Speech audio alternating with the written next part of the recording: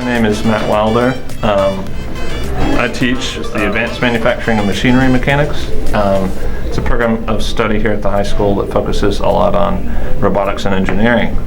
Those classes from your freshman to your senior year would be like Principles of Applied Engineering, Robotics 1, Robotics 2, and then your senior year you'll end up getting to do a practicum where hopefully in the future you'll get to go out in town and intern at companies like Saputo and stuff like that. So, robotics is a pretty large and broad field.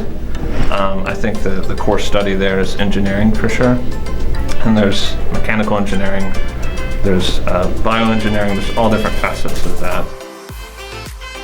FANUC is a industry leader in robotics, manufacturing robotics.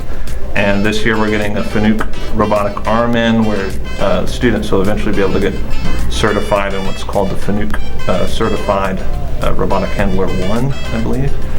And as soon as we get to your senior year, that's essentially when we'll start focusing on passing and certifying two different certs, which is vision and then machine handling, essentially. So we have a skills competition later on in the year that's under the umbrella of a company called First Robotics. And my students usually compete in that. That's an opportunity that they have. They don't have to participate at the actual event, but in class, that's literally all we spend our time and energy on is building a robot to meet the First Robotics specs and competition. If you like problem solving, if you like playing games, building things, robotics I think is right up your alley.